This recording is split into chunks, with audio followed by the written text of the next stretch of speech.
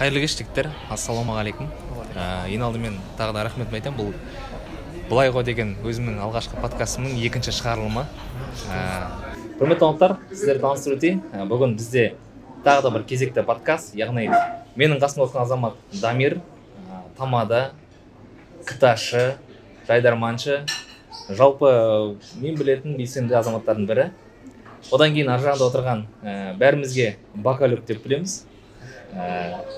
Тіс дәрігері, ең алдымен одан бөлек ол да Жайдарманшы, кезінде студент жылдары Жайдарман ойнаған.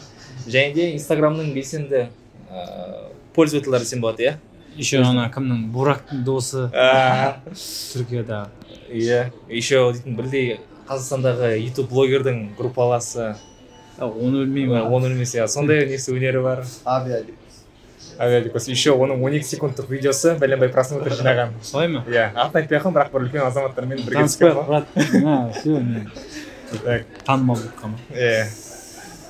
Енді жалпы Инстаграм жаңалықтар қарап тұрасыздар ғой, иә? Күнде ғой. Күнде ма? Ұйқыдан тұра сала Инстаграм жатқанға дейін. Көбіне қай аккаунттарды оқисыздар? Новостьдан, жаңалықтан хабардар болу үшін. Тұрақты не жоқ, тіркеліп тұрған. Бірақ Атырау, Зело Атырауда оқимын. Зело Атырауда. Республика бойынша? Нұр газетті қарап тұрамын арасында. Мен жалпы андай тұрақты мынаны оқимын жоқ, просто интересный шығарды қарай бересің ғой. Содан қараймысың, да? Енді тағы бір елімізде өкінішке орай үлкен жағдай болды, яғни Бейруттағы өздерің естіген шығарсыздар, жарылысты. Мен енді соны сұрайын дегенім, жалпы ол жарылысқа егер сіз Бейруттың тұрғыны болсаңыз да, мысалы Атырауда сондай үлкен жарылыс болса, қандай бір эмоцияда болар едіңіздер, қандай жағдайда болар едіңіздер? Мысалы отырамыз осылай, бір 2-3 секундтан кейін аттан жарылады. Күлмейсің ғой, оған эмоция дейтін білмеймін, Алла сақтасын, ондай бермей ақ қойсын. Елестеткім де келмейді, бірақ білмеймін ондай жағдай. Түсіп те соны сезініп те көргім келіп тұрған жоқ. Айтқым да келіп тұрған жоқ. Одан да қатысы болды ғой арысында. Снарядта жарылғанда да. Лазда болмаса ойнап болған сияқты өзім. Солай ойлайсың ба? Даже біздің ана Атырауда заправка жарылған жоқ па? Иә. Ол да көп болмыз карантин кезінде бір. Иә. Заправка жарылып. Соның өзі адамға жақсы әсер емес па? Иә. Ана жаңалық десеңіздер ма, Бейрут жарылыс кезінде бір әйел адам босанған. Еще босанған ішіміз, сол кезінде қасындағы жаңағыдай дәрігерлер сол босануды до конца аяқтағанда ана жер кетіп қалып, мысалы өзінің де өмірін ойлайды ғой кез келген адам ана жерде.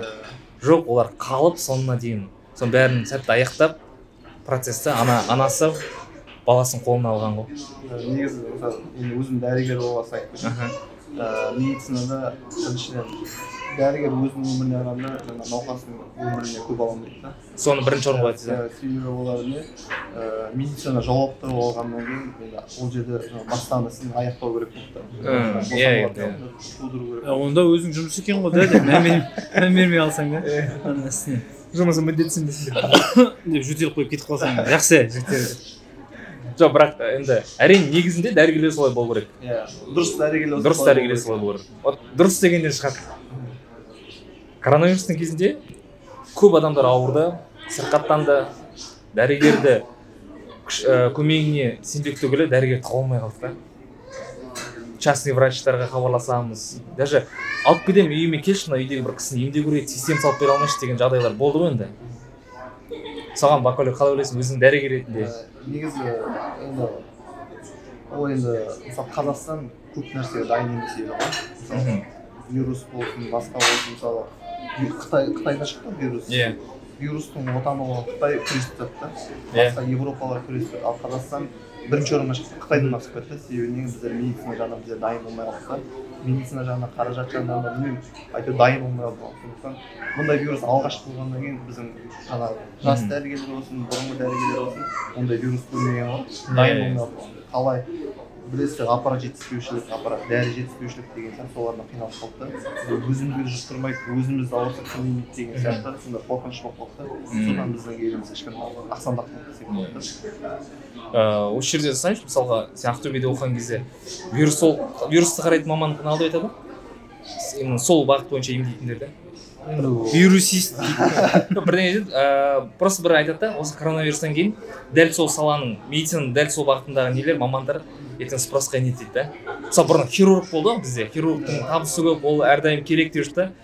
Аяқ астынан келді, сондай мамандар бізге керек екенін түсіндіріп жатыр да карантин кезінде. Енді ол вируспен айналысады дейтін дәрігер бөлінбейді ғой. Бөлінбейді, бірақ та жеке гигиена не сол бағыттар қарайтынсыздар ғой, да? Қателеспесем. Мысалы сабынмен жуытын маман кеңестер керек болатын шығар. Мысалы бір басшы болды, ауырман алып тастады Алматы. Баяғы не министр ма? Денсаулық министр ма?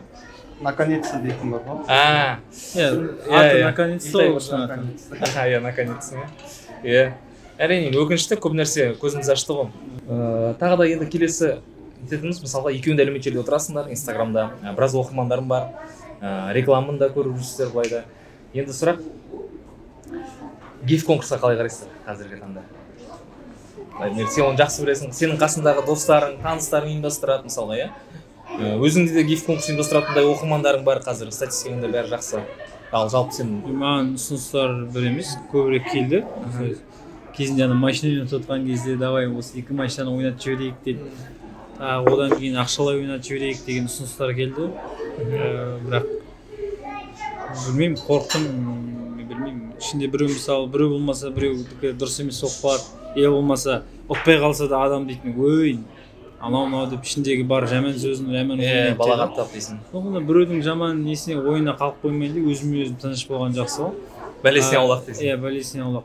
Бірақ ұйымдастырып жүргендер енді былай табыс көзімен табыс тауып отқан адамдар да бар сол гифпен. Оның өзінің өткізетін табиғаты сол гифке жақын адамдар сондай ұйымдастыра біледі. Ыңғайын білетін адамдар ұйымдастырмаса, ол подписчигім көп деп ұйымдастырып далада қалып бостандық абыройсыз ұят болып қалар. Тыныш жүрген жақсы ғой одан да. Жайлап достар деп тегін рекламаға суши пицца жеп бартермен дейсің. Бартермен. Сондай болмаса енді гифке бақайлық ұйымдастыру болады мысалы тістен да. Маған андай келдім, спонсор болды, мысалы саған подписчик қылдас, бірақ сен 3-ші орында сен дейсің деген. Сенің қызметің, иә? Иә, 2-ші орында, 3-ші орында сен. Мен білмеймін, ондай менің өзім ұйымдастыратын біріншіден қатты Инстаграм блогер ондай подписчик болды адам. Екіншіден Инстаграмнан ақша табатындай, Инстаграм қарақтан. Иә, өзі негізі жұмыс бар. Үшіншіден ол менің табиғатым, Дамир айтқандай, әр өзінің табиғаты бар, жасайтын адамдар. Менің табиғатым гиф жасап, видео қарап сөйлеу деген сияқты. Чисто әлеуметтік желі ретінде қолданасың, иә? Инстаграмға. Өзін жаңағы Түркияға барып келгендерін салады. Иә. Күшті емес пе? Буракпен фото түсіріп, соны салады. Кеше бірінші журналдар ма түсіп, футболынан? Шықпайды ма? Марапаттау бар ма? Қимаңдар. Қалсын, дым ойналмайды. Енді тағы бір сұрақ, мысалы карантин кезінде бір байқағанымыз, бұрын мысалы жаздар енді бәріміз бір жаққа шығамыз ғой, жоқ дегенде бір Турцияға, я болмаса бана аралдарға. Сен бай болыпсың ғой, жоқ дегенде Турцияға деп қойды. Жоқ дегенде Ақтауға, қазір жоқ дегенде Индирге бара алмай қалдық қой. Жоқ, менің ойымша енді атыраулықтардың жағдайы жақсы сияқты. Әйтеуір Турцияға барады, я болмаса бана аралдарға барады. Тағы да басқа деген сияқты. Жұмысы, мысалы, біреудің бизнесі карантинде дейтін бар ғой, шыны керек. Қатты дамып кетіп жатыр, айналып кетіп жатыр. Біреулердікі вообще құлдырап, банкрот болып жатыр да. Табыстан қалды. Дәл қазір енді, білмеймін, Түркияға шығу бұрынғы қарағанда азайып кеткен сияқты. Ол не дұрыс шекараның жабылғанынан кедергі емес. Просто финанс жағынан азайған сияқты болып тұр. Мен әйтеуір біраз жыл сайын Турцияға демалатын адамдардың барлығы биыл үйінде жатыр ғой. Осы жазда ешкім кетуге демалған жоқ. Осы жазда. Иә, біріншіден қаражат болмады, екіншіден бәрі күмәндан. Граница жоқ та. Иә, шектеу.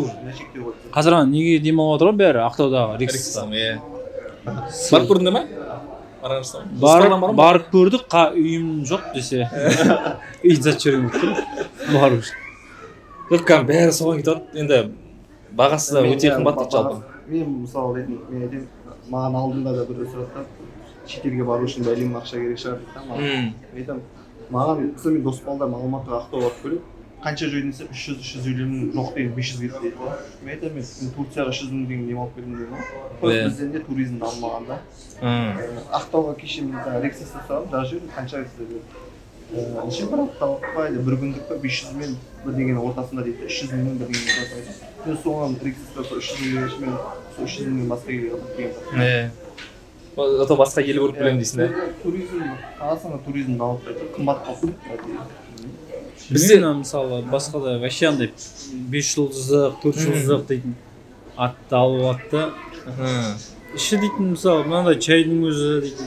Даже біздің аэропорттың өзі қымбат қой, содан басталмай ма туризм? Бір сен пост салып едің, судың өзінің қанша бірдеңе алдыңда жаңағыдай. Бір чай, мынандай чашка чай 500 теңгеде мысалы аэропортта 500 теңгеге дейтін басқа жерден дейді. Вокзал жақтан вокзал жақтан бір обедші боласың да 200 теңге болсын. Негізі енді туризм бізде дамымады еді, ол сіздердің ойынша сонда бағаны өте қатты қымбат болғаннан ба? Бізде жақсы жерлер бар ғой, Алматыда, Көкшетауда негізі әдемі жерлер бар. Адамдар барып көрмей, өзім де барып көрмей, барғым келеді, қымбат да, қалтаға ауыр тиеді. Сол ақшаны баруым болады, сол ақшаны сол жақта бергенше басқа шетелге көріп берген. Қазақстанға өте барамыз ғой деп жүре береді. Мамандығым туризм ғой. Туризм ба? Сен ба? Туризм менеджерім мен негізгі мамандығым. Негізгі мамандығым да? Дұрыс сен айтқаның десе.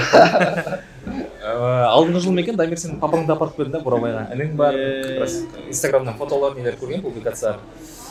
Сол кезде көрдік қой, сол кезде Бақалектің әңгімесін шын екен, рас екен. Шынымен де қалтаға тиеді да? Мысалы, жанұяңды апарайын десең? Негізінде былай қыдырып шығатын болса, 5-6 адамға вообще не выгодно, тем более бір үйдің адамдарына. Бір адам. Ол әркім өзінен қалтасынан шығарып барып қыдырып келетін болса, может нормально. Демалғаннан бөлек, мысалы самолеттердің билеті Атыраудан Алматыға кейбір кез қалатып 7-000 теңге бір барып келу.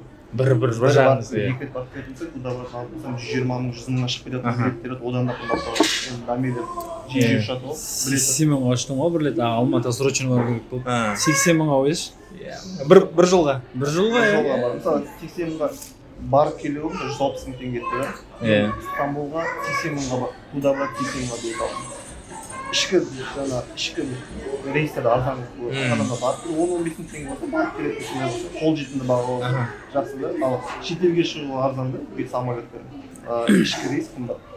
Ал неде шетелдегі бағаларды білесің, мысалы бір қаладан екінші қалаға деген сияқты? Арзан да? 10-12 мың кәдімгі. Мен Малайзияда Куала-Лумпур болғанда Пенанг текеге 10 мың теңге ұшып бардым. Мұхиттың үстіне.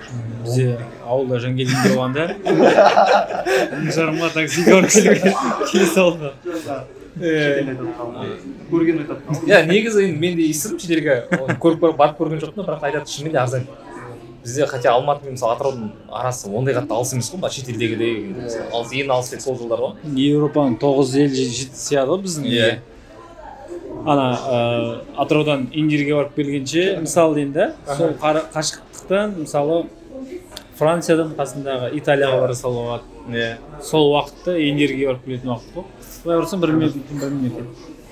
Олар да сосын тығыз болғаннан кейін мүмкін арзан болатын шығар. Әлде өмір сүру басқа шама. Ол үшін спокойно айту үшін бір жылдай ма өмір сүріп көру бұл сияқты. Менің ойымша, бізде енді ойлаймын, конкуренция жоқтың кесірі сияқты. Бізде даже авиалиниямыз енді дамып кетті ғой. Қазақэйр қосылды соңғы уақытта, Флайарстан қосылды. БКР мен Скат Эйр Астана үшеу баядан бар енді. Флайарстан қазір жолдан ұсталып кетеді дейді да, үйден алып кетеді дейді Флайарстан. Ақтауға 5 мың ба естідім да, сол билеттер егер жаңағыдай ертерек алсам, мен көргенмін. Жақсы мүмкін сияқты Ақтауға 5 мың теңге. Мен 10 мың болғанда оның багажымен бір 7-8 мың шамалы есесін шығаратсақ, если көп болады. Мен өзім ұшып көрген жоқ Флайарстан. Мен вообще марттан бері ұшқан жоқпын, әлі бар ғой. Сен Ақтаумен аэропорт өткізіп ұштың ғой былай. Тойдың уақытында карантинге дейін. Бір күнде 2 рет шыққан күндеріміз болды былай да. Бірақ қазір енді ертең ашылатын шығар, ашылып келе тұрған жайлап. Жайлап ашылып жатыр рейстер. Енді көреміз. Сосын тағы шақыршы, айтамын сол кезде. Туризм даму үшін не істеу керек туризмді? Сенің ойынша? Қазір таңда алдағы уақытта не істей аламыз? Білдей, туризм мамандығының туризм даму үшін не істеу керек болғанда бізде дейтін Қазақстанда ішкі туризм жаңа Бақалек айтып жатыр ғой. Оны мен енді маман ретінде емес, любой адам ойлаған адам білетін сияқты ғой. Ішкі туризм жоқ деп жатыр. Былай енді пайдаланатын болса, Маңғыстауда мықты жерлер бар. Алматыда айтпаса да Шымкентте жалпы. Қазақстан қай жерінде де вообще Көкшетау енді Беткештарларда жаңа айтқан әңгімесі сол. Ішкі туризм дамымай жатыр. Неге? Бағалар қымбатта. Жаңағы Көкшетаудың бағасы бір күндік жататын тамағының өзі дейтін мынадан келеді, мысалы. Онда да риксіз бар ғой, Көкшетауда, Бурабайда да. Оның ішіндегі бағалар, мысалы, сен бара алмаймыз, жағдайы жақсылар бара алады. Если қарапайым адамдар бара алатын болатын болса, мен неге барамын Турцияға? Одан да барып Бурабайға алып демалып білмеймін, семьямды алып деген сияқты. Сондықтан да ең бірінші бізге кесірі тиетіні баға деп ойлаймын. Бағаның тым жоғары қоюы да. Қатты жоғары қоюынан адам қымбатсығаннан адам енді демалғысы келеді, барайын десе қымбат не істейді енді. Сосын дәл сен сияқты ғой. Мен одан да мына ақшаға одан да үстіне бір 20 мың қосам да Түркияға барып көрмеймін ба дейді де, шетел асып кетеді. 20 мың алып тастап. 20 мың. Одан да 20 мың қалтамда қалсын деп. Қалтамда қалсын, одан Түркияға барып көрмеймін ба деп кетіп қалады ғой. Сол сияқты. Бағадан деп ойлаймын. Әйтпесе басқа шетелмен салыстырған кезде біздің Қазақстан табиғаттары мықты жерлер жетерлік. Сосын бізде бір танымал нәрсе жоқ та бізде. Мысалы, Парижде Эйфель башня бар, иә. Ол барған адамдар айтады да, құр темір дейді да. Ішінде ресторанда жоқ, дымырда жоқ дейді. Құр темір бүкіл әлем білетін. Ол дейтін 1900 білмеймін қай жыл екенін, соған мынандай экспо бар емес пе? Экспоға салынған екен кезінде. Бізде экспода шығарып салды ғой. Бүкіл әлемге танымал емес та, оған қызығып туристер келмейді оған. Ондайлардың мыңы бар дейсің шетелде. Ондай мыңы бар да. Сонда Дамирдің ойынша, яғни бағаны төмендету керек, ішкі туризм даму үшін жаңағыдай кезген. Бакалюктың айтуы бойынша бізде танымал нәрселер, баратын жерлер жоқ, бар, бірақ та танымал емес. Мысалы, алдына бір үй топтан біріне қарап отырмын. Сол кезде туристер бір кішкентай жер, таудың шеті, бұл жерде бір деңгейдегі кино түсірілген деп та, бір мысалы Титаник сияқты бір кино түсірілген, сол жерде бәрі фото алып отыр. Бізде сондай Голливуд бір нелер келіп кино түсіру керек па, мысалы Алматы. Жоқ, ол Голливуд емес, біздің мысалы кино түсірген, әйгілі киноны түсірген жерлерінен болады. Алматыда мысалы ана Алматыдағы Бау дейтін жер бар емес пе? Бау. Қоймайды. Сол жерде мысалы ана менің атым Қожа дейтін кино түсірілген. Атқа мінгесіп жүріп жатқан жерінде. Сол қазір барлығы барып жүрген жерлер сол жер. Сондай бір интересный моменттерді, сондайларды бір көрсетіп қойып барып жасамаса. Бірақ енді өз басым мен Алматыға биыл бардым. 2020 басталған кезде карантиннің соңғы уақыттарында барып үлгердім. Мысалы мен Шымбұлақ көрген жоқпын. Шаңғымен Шымбұлақ зырғанағым келді. Медеу көрген жоқпын. Қаншама рет Алматыға барасың, иә? Ақтау деп қоямын, Ақтауға барып қаласың. Алматыға барған сайын сол шаруаңмен бер жағынан қайтасың да. Анаған уақыт бар негізі баратын, білмеймін, бір интерес жоқ. Биыл бардым, сол барған кезде маған ұнады, қатты ұнады негізі. Сол кезде де туристер жүрді мысалы. Біздің Медеуге, Шымбұлаққа келеді адамдар. Бірақ енді шетелдегідей емес қой. Мысалы, сол бана жер айтып отыр, кішкентай жер, әдемі де жеріміз. Осы жерде бір Гарри Поттер түсірген бір нәрсе деп айтып отыр да. Үлкен факты менесін. Менің атым Қожа, ол қазақтарға ғана қызық болуы мүмкін, шетелге қызық емес ол. Сондай бір не керек та, сондай бір. Негізі ана бір естідім, үңгірлер бар бір елдерде. Сол жерлердің историясын біз оқып жатамыз, интернетте, мысалы National Geographic'дан біреу айтады да, сол историяны ел дейді өздері придумать етеді. Чтобы туризмді дамыту үшін и халықты тарттыру үшін, мысалы мына жерде айтсаң қазір, мына жермен өтсең жаңағыдай кезінде мынандай болған, мындай болған, и халық қызық қой адамға. Көргің келеді. Ана Бурабайда бар ғой, ұйықтап жатқан батыр деген бе? Иә, мысалы да, мен оны дейтін баяғыда мектепте бір оқыдық па, ұмытып қалдым мен қайда оқығанымды. Білгісін бей қойын, бірақ айтқан кезде түнде де күндіз де жаңағы жатқан батырдың мүсіні қыр мұрынды таң келеді. Сен емес пе? Басында сауыты бар.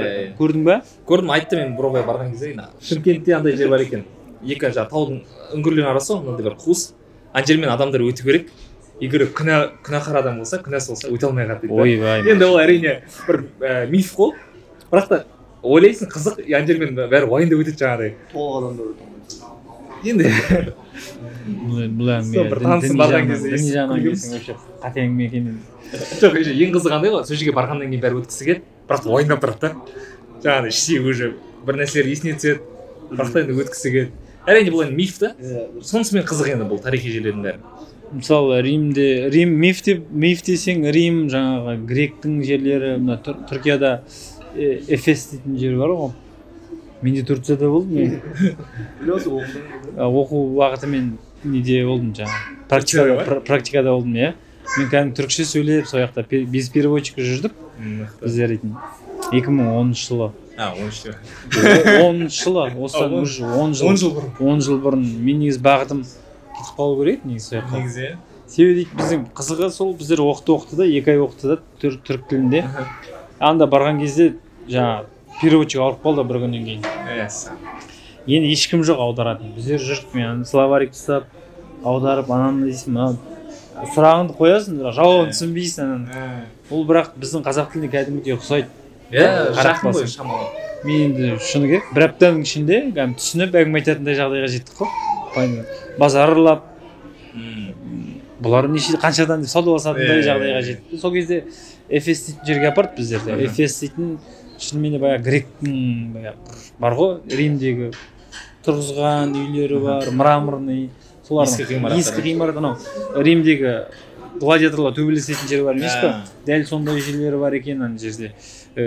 Көрсең бар, шынымен де андай действительно орта ғасырдағы дүниелер екен көресің де. И қымбат тастардан, мраморный, мәрмәр дейді, сондай тастардан жасалған ашылып жатыр да әр жерде бір. Олар сақтап қалды, мен де бір ютубтан көрдім. Енді соны мен мысалы инстаграмға бір нәрсе қазір салайын десең, ішінде бір фотом жоқ қой, прикинь. Анау дейтін, неге фотоаппаратын дейтін жоғалтып алдым ба, андай ноутбугым сынып қалды ма, соны халыққа айтайын деп едім ғой. Чтобы халық білуге. Жаңа бана Бакалюк айтып жатыр, жаңағыдай бізде бір кинолар түсіру керек па бәлкім деп, жаңа шетелден тарттырып, чтобы бізді бүткіл әлем білетіндей. Осы жақында бір жаңалық шықты. Хан сіз айтып оқисыздар ма инстаграмда? Иә. Қазақ фильм президенті болды, жақсы. Ол өз алдына оның өзі бір кішкене резонанс туғызып, жаңағыдай кино саласында жүрген адамдар біреулер қолдап жатыр, біреулер жаңағыдай түсінбей жатыр. Ең бастысы соңғы бір постта айтатын қазақ фильмінің тарихи-кино түсіретін несі бар ғой, локациясы. Өртеп жүрген. Жақында иә, қансайып сол бір видео салды, бәрі жақсы енді, өртеніп қалған, бірақ та бәрі дін аман деп әйтеуір. Соны енді қалай ойлайсыздар, неге олай болды? Ол өртетең, ол өтете кететін дүние ғой. Біз драма театрда өртеген кезде де мысалы біраз әңгімелер болды ғой. Ұмытып кетті ғой драма театрдың өртегенін, ешкімнің есінде жоқ. Сол сияқты ертең өтете кетеді, ең бастысы адамдар аман болса болды.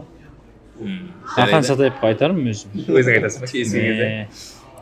Енді карантин бітті, бұйыртса екінші вална басталады деп жатыр. Бұйыртса деп қойды. Бұйырмасын. Сені наконец-то қазақшасы болды. Құрсын бұйырмай ақ қойсын. Енді әрине, біз ешкімден ауру тілемейсің, бәрі мынау карантин өзі. Екінші валнасына өтіп кеткен жоқпыз ба? Сабақ сияқты ма? Бірінші сентябрь мысалы ма? Ойларыңыз қалай? Қандай дайындық болып жатыр өздеріңізде жалпы? Сұрақ жаңағыдай қыркүйекте қайтып басталады деп жатыр. Сабақ біз карантин, жаңағы коронавирустың ушығу, жаңағы көп адам қайтадан ауырады деп жатыр да. Соған қандай ойдасыз? Жалпы өзіңіз дайындалып жатсыздар ма денсаулықтарыңызды? Енді мысалы бірінші коронавирус бірінші болып жатыр деді ғой. Мен бірінші баса сенбей өтірік нәрсе шығар адамдардан ауырып. Сосын өзім ауырғаннан кейін, білмеймін, вируспен ауырдым, гриппен ауырып қалдым, 10 күн жоқ. Содан кейін уже кішкене сене бастадым. Себебі бір күнде мен достарым бәріміз ауырып қалдық, бір күннің ішінде бәріміз. Өзім уже кішкене сене бастадым, шынымен бада.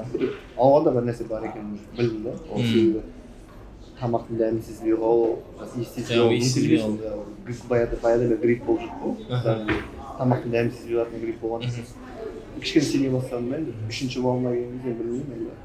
Алла сақтасын, бірақ енді одан да біреулер айту бойынша қиын болады дейді, одан да қатты болады дейді. Миллионға дейін барады деп жатыр енді, статистикаға сүйенсек. Алла сақтасын, бірақ ойым жоқ, айтқым да келмейді мен. Не істейсің бәрі? Аз айт, көп айт, болатын нәрсе алаң болады, болмайтын нәрсе болмайды ғой. Ойлаған жоқпыз ғой біздер мысалы. Көктемде бос жаттық, да? Ешкім ешқандай ауырған жоқ. Жаттық.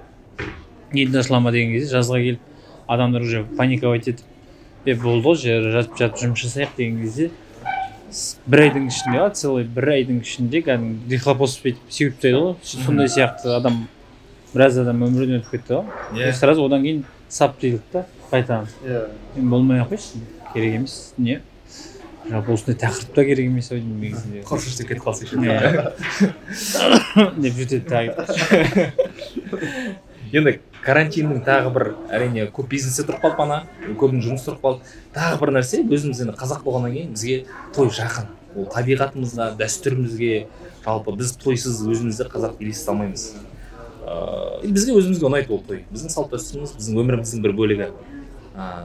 Енді мысалға Иналдың Дамир, мысалы сен бірінші той саласының өкілі ретінде, тамады ретінде қазір жағдай қалай болып жатыр жалпы?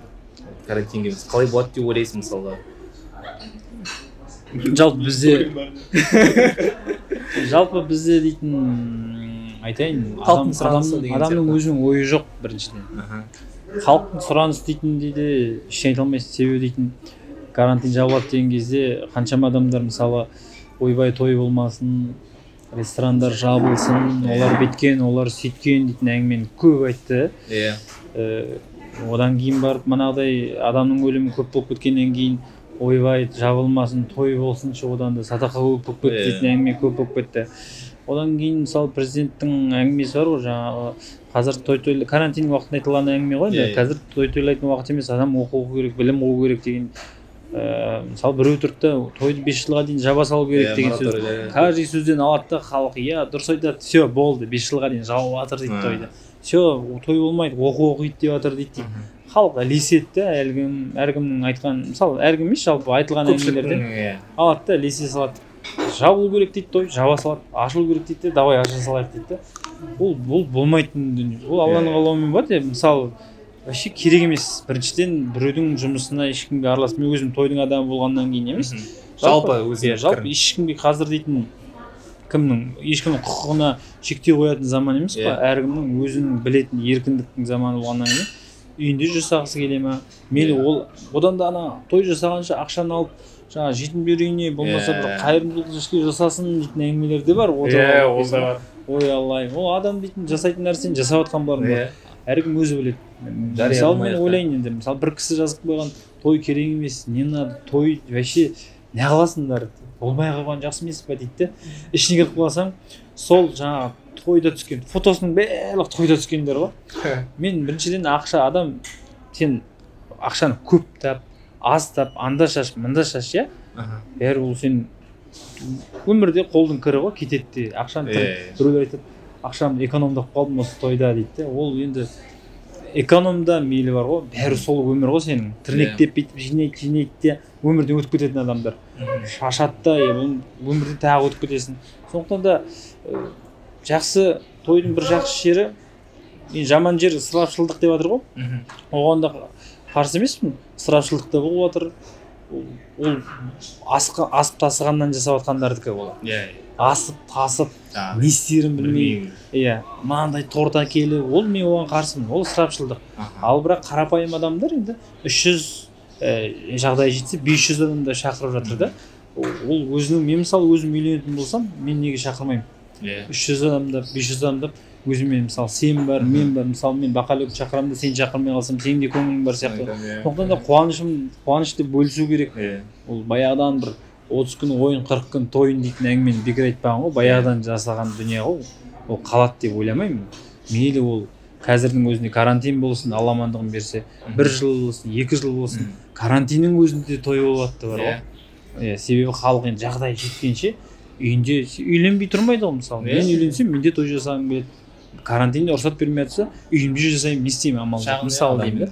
Сондықтан да мен той болсын деп тілеймін ғой.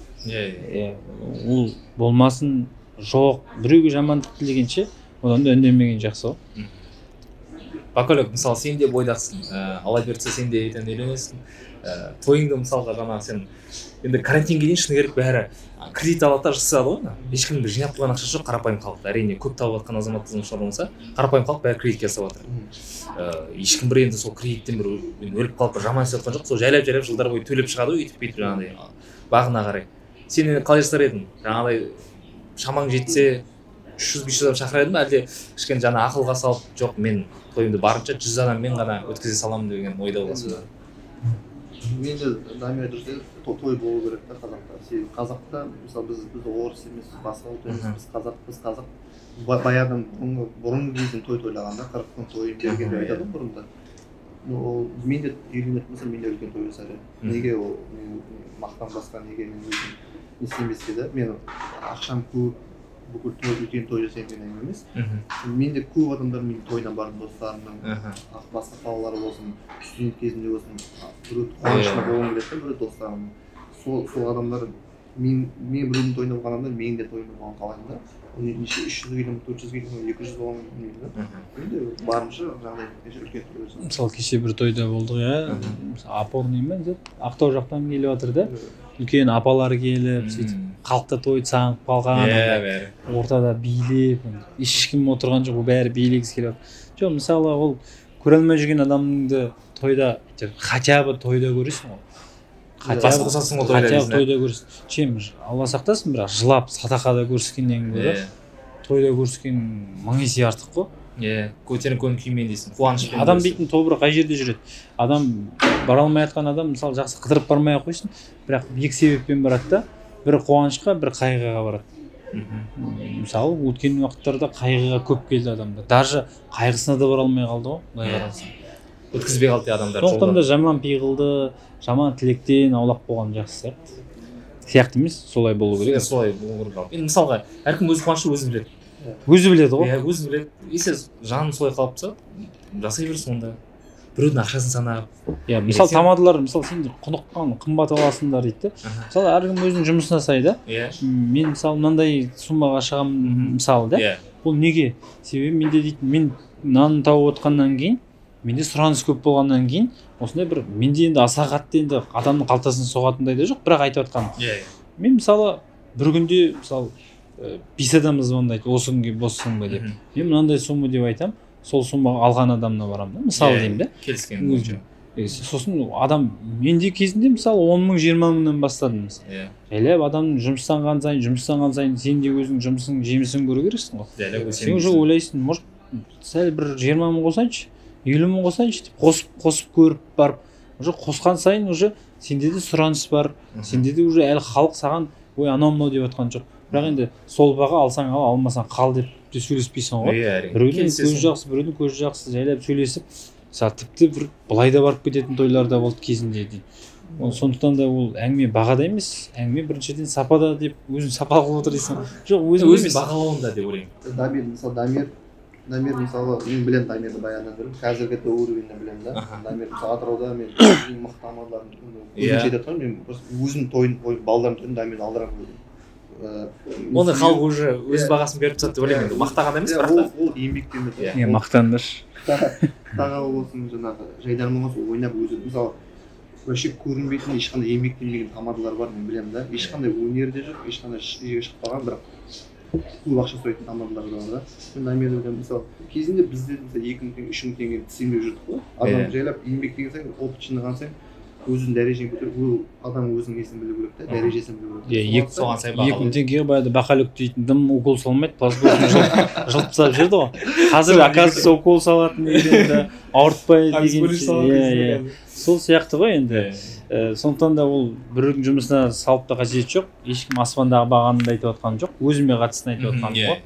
Аспандағы бағанды айтып отқандар бар шығар, бірақ біреуге араласпаймын. Өткенде бір тамада, Алматының тамады бірақ та. Видео айтады жаңағыдай. Біз 15 миллион тауып жүредік, қазір жаңағыдай той бітіп қалды, нетіп қалды, и содан кейін кетеді бағанағыдай негатив тамадаларға. Тамадалар бағана ақшаны күреп тауып жатыр. Олар жаңағыдай бір не жоқ, қанағат жоқ. Енді барлық тамада ондай емес қой, әркім өзінің шамасына қарап сой. 15 миллион табатын қасында тіпті санап алатындай тамадалар шығар. Бәленбай жылдар жүргендер болмаса. Мен сосын кім? Ол тамада дейтіндер де бар, таныстар да бар. Сырттайда біліп жататындар бар. Семья сұрап отыр тек қана. Соған семья сұрап отқандар бар. Нәпақасы енді әркім өзінің қолынан келгенше дейді ғой. Сондықтан да біреулер айтады, еркексің ғой, қолыңа күрек алып жұмыс жасашы деп біреулерге біреудің өміріне араласып жатқандар да бар мысалы да. Ол мүмкін қайдан білесің? Ол может шынымен де барып қазып ақша тауып білетін шығар. Қазір енді ақша тапсаң да бала шағаңа жетпейді ғой. Біріншіден денсаулығында кетеді, өйтіп жасап отқан жігіттер де бар. Ол мысалы жер қазып отқан адамдар той басқара алмайтын шығар, может деймін да мысалы. Әркімнің өзінің бағытымен кетеді ғой, істей алатын. Мысалы өзіне сай емес, табиғатына сай емес, бірақ той басқаратындар да бар.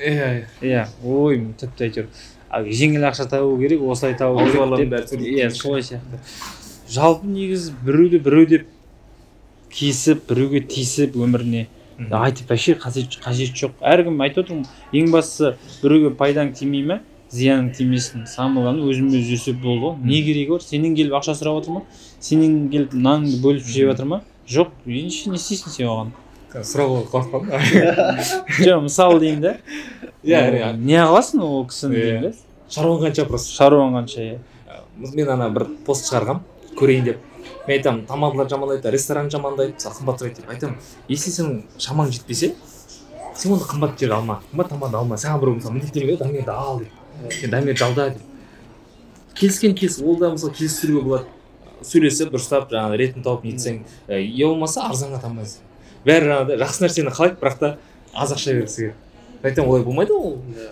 да өзінің жоспары бар несі бар дейміз шамасы қарама сұрайды деймін ғой жоқ деп шығады жаңағы сонда мен айтсам көбі келіспейді халықтың да бір жағынан кейде бір өзінің несі болып қалады қалағаны бөлек беретіні бөлек деген сияқты анау сияқты біздің ана видео түсірдік атырауда қайрат нұртас тойына шақырады атырауда мысалы әншілер көп келеді бізде шақырады бәлем ойында сосын тамадаға айтады 100 мың шеш деп жаңағыдай мысалға енді қанша мысалы біраз долларға шақырады әншілерді тамадаға бана 150 мыңға бірақ келісе салайық та ретінде шеш деп мысалы ұят қой былай қарағанда оны тамада білмейді емес біледі тойдан көреді біреулерді бір ана күлетін адамдарға жақсы болды ғой кезінде че там той жоқ па деп алаң қалаумен болады ғой бәрі тойда болар басқасы да болар просто қазір дәл қазір жағдай көрсетіп жатады да сен бос жүрмеуің керек екен тек қана той басқармай сен бөлек кәсіп аш или болмаса өзіңнің мамандығыңмен жұмыс жаса деген сияқты да бірақ мамандығымен жұмыс жасаса да қазір кәсіпкерлердің барлығына қиын болып қалған сияқты не только той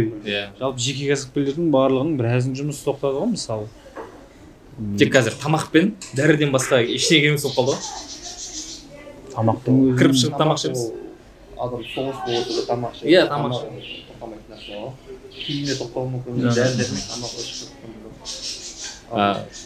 бана енді айтып жатсыңдар мысалға әркім өзінің жаңағы жасай алатын қолынан келетін нәрсемен айналысу керек деп мысалы сендер де кезінде жас болдыңдар студент болдыңдар колледжде жүрдіңдер мысалы университет оқыған кезде әртүрлі жұмыс жасадыңдар ғой ананы көресің мынаны бір көресің неге мысалы қазір жастар жалпы қазір де емес ол бұрында да болды өз мамандығын неге істемейді мысалы бакалавр әйтеуір сен тіс дәрігер оқып бітірдің өз жұмыс жасаватсың дамирде мен де өзім мамандығымды істеп жатқан жоқпыз не жасамайсың сенікі қандай мен де сен сияқты мысалы қарағанда сенікі қандай мамандық мұнайшы мамандық мұнайшы екі бірдей дипломым бар менде бірақ та мен мұнайшы болып істеп жатқан жоқ істеп те көрген жоқпын тек тәжірибеден өткен болмаса андай нәрсе бар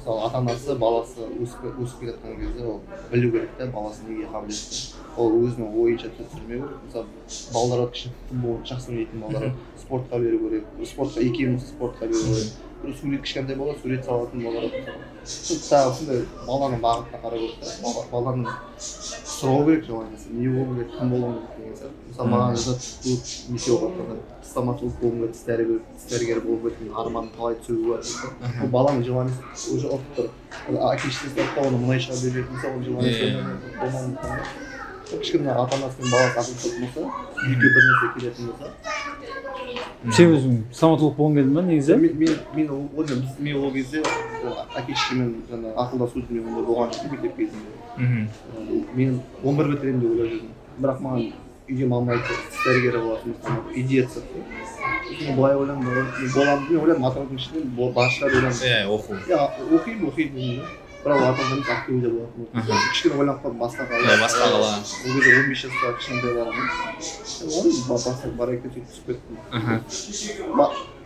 оқуда жүрген кезде желание ашылған мамандықтың уже интерес пайда болды қаншама енді тамада оқып кетуге де маған кішкене шанс болып иә сен эфирде жүрдің біраз жыл бір екі адам айтты тойға кешеш басқа кешеш адам опыт ештеңе жоқ оның тойын барып бүлдірттен барып бәріміз бүлдірт жағынан шығып отырмық қой қазір сол істің басында бірінші кешеш деп барып бүлдіріп жатық қой тойларын дамир бір айтқан жоқ қанша 2000 маған бір айтқан жоқсың той басқарып 2000 деген бірдеңе көрген соң дамир жырдан кеткен жаңағыдай сондай болған жағдайда сен несің әлде сен отқанда ма екен Енді шын серьезно ғой енді шын мен лично өзім туризмға басында қызығып түстім иә. Бірақ бала кездегі арман дейтін менде актер болу қаттырақ. Мен сондайға қызығып қандай ой неше түрлі дүниелер бала кезде армандай бересің ғой. Бірақ өзіңе жақын бір 4-5 мысалы білімді қудық, мен жақсы оқыдық сабақта да мысалы да. Білімді де қудық, жаңағы сурет, спорт, ананы. Соның ішіндегі айналдырып келіп сол жаңағы өнер жағынан кішкене бір КВН-ге қарай кеттік, сахна жаққа қарай кеттік, одан той дедік. Жалпы микрофон болып тұр ғой енді ар жағы. Орта дейсің, орта сол бағыт кішкене адамға жақын болғаннан кейін барып кетіп қалып тұрған сияқтымыз. Білмеймін мен. Адам жайлап көп нәрсені көре бастайды ғой. Өзінің бір ұнаған саласына қарай жайлап. Саласына қарай. Бағыт салып кетесің өзі. Сосын мысалы кейбір адамдар бітіріп келеді, мұғалім бітіріп келеді, басқа бітіріп келеді. Зарплатасы аз да. Оның дәрежесін шықса мен қаншама достарым дәрігер достарым. Зарплата қанша 120 мың дейді. Желание жоқ мен басқа бір көп төлейтін жерге дейсің. Басқа бір вахта кететін жағын дейді, вахта кететін жағын 200-300 мың таппайды, дәрігер 120 мың тапқанша дейді. Мен ойлаймын сонда дәрігерлердің, мұғалімдердің жалақысы өсетін болса, мысалы жоқ қазір енді мұғалім мен дәрігерлер жақсы сияқты ғой. бұрынғы әлі де сол дәрігерді айтады жаңағыдай, бірақ та сұрап қарасаң бір енді айтқандай емес. Мысалы қазір елімізде вирус болса да біздің дәрігерлер тоқтаған жоқ. Үй көрмей жұмыс жасап тіпті. Ең бірінші енді өзім дәрігер болсам, мен стоматологпын, дәрігер қатысып кеттім басқа. Бірінші мамандық ол дәрігердің мамандығы болды деп ойлаймын. Егер қазір вирус болатын болса, ол дәрігер бірінші орында тұр. Бірақ дәрігерлермен еңбегімен жалақысы сәйкес келмейді да. Мысалы бір дәрігерлер болып кортеж үйде тұрып күшті машинамен жүретін болса дәрігерлер жастар қызығады да соған мен де дәрігер болып осылай жүргім келеді деген сияқты. Сондай бір мысалы футболистер оған доп теуіп жүреді да, бәле миллион алып жастар қызығады, мен де футбол мыңнан бір дейсің ғой. Иә, мыңнан бірі шығады соның ішінде. Ал дәрігерлер сөйтіп жүретін болса, жаңа футболистер сияқты дәрігерлер жүретін болса, адам кіші жастарды мотивация болып кетті бұрын бізде неге бәрі мұнайшыға итеріп тастады, себебі мұнайшының жағдайы жақсы болды ғой. Мұнайшы болғысы келеді, ана мұнайшы болсаң машина болады, ақша көп болады. Естіп жатасың адамдар кей кезде жауып қалады мысалы көп жұмыста. Мұнайшы емес та, бірақ та сол жақта жасаватқандар производствода уже қиналып қалып жатыр. Мысалы таксист болып кетіп жатыр кейбіреулер, тағы басқа. Атырауда білесіңдер ма, ең қызығы көбі тамада не үшін болғысы келеді. Өйткені біздің Атырауда тамадалардың жағдайы жақсы. Әрине оған 10 жылдап, 5 жылдап жетеді. Астында биік машина, жақсы жалақы деген сияқты. Үстінде қызыл футболка. Енді осымен бүгінгі подкастты жайлап табандай. Рахмет ең алдымен алтын уақыттарыңызды бөліп бергендеріңізге, Макалок, сізге және Дамир. Соңында біздің көрермендеріміз жастар көбіне, соларға бір-екі ауыз тілектеріңізді айтсаңыздар. Бір-екі ауыз тілектің барлығы. Тілек десе той есіме түсіп кетеді қайта-қайта. Не айтамын, жастар уақыты болсын дейтін әңгімені де сағынып кеттік. Мотивация берсеңіз кішкене. Мотиватор. Енді жалпы біреуге мотивацияға әңгімеден емес, мотивацияны істен, біреудің жасап жатқан шаруасынан алу керек деп ойлаймын. Әңгіме ол әңгімесімен, ісімен болу керек. Сондықтан да енді мен қазір өше жерден көп әңгіме айтып тұрғанмен, ісім сәйкес келмей жатса, ол да дұрыс емес. Сондықтан да мен өз басым жалпы осыдан 4 жыл бұрын мысалы бір сөз айтайын, дүниемен айтатын болса, астында көлігім болса екен деп жүрдім, мысалы деймін да.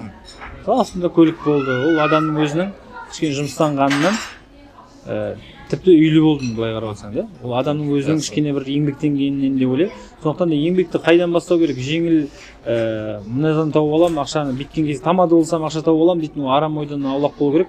Сен не затқа бейімсің, содан тапқан жақсы ғой. Мысалы сен спортсменсің ба, пожалуйста, спорттан пайда табатын спорттың жағынан қарастыр. Мысалы сен инженер болмаса қолынан іс келетін адам ба, сол өзің жасайтын сүйіктісімен ақша табатын болсаң, сен жетесің деп ойлаймын, қай затқа да. Рахмет. Мысалы біздің Бақалек деп айтасың. Бақалек, сен қандай мотивация, қандай жеңіс бересің? Сіздерге рахмет, осылай шақырып, сіздерді ескеріп, бір-екі ауыз әңгімемізді сұхбатымызды алып, сіздерге бірінші шығармашылық табыстар тілеймін. Рахмет. бірінші мотивация сізге деймін да. Әрине. Енді YouTube арнасы ғой, YouTube арнасын енді мен вообще часам болған достарым бар YouTube арнасында жүрген. Енді миллион просмотрға жүріп алтын кнопка алатындай жағдай жетті деп тілеймін ғой. Бұйыртса рахмет. Енді көрермендерге айтарымыз енді жастарға айтарымыз енді бәріміз жаспыз ғой, бірақ енді білім қуып, спорт қуып, білім қуып сондай дәрежеде жүрмесе, көп жастар қазір көшенің планетасына қызығып сөйтіп жүретін жастар бар. Бандит болғысы келетін. Бандит болғысы келеді, сосын екіншісі TikTok болғысы келеді. TikTokер. Өсу керек та адам. Бір деңгейде тұрмау керек адам. Өсу керек, талпыну керек, шабыттану керек. Біреулер айтады, жұлдыз болу үшін ол тек әнші болу керек, актер болу керек, немесе тамада болу керек, басқа болу керек. Әрі ол мұғалім болса да жұлдыз болатындай мұғалім болу керек. Ол жүргізуші ол жұлдыз болу керек. Дәрігер ол жұлдыз болатын дәрігер болу керек. Сондай әрісі өзінің бір мықты болып кетсе. Қай салам болмасын бір нүктесінде биігінде тұру керек дейсің ғой. Рахмет көп. Достар, осымен біздің екінші шығарылым подкастымыз аяқталды. Бізде болған тіс дәрігері Бакалюк және де тамада шоумен Дамир. Рахмет, келесі кездескенше пікірлеріңізді қалдырыңыздар, үлгілеріңіз басылып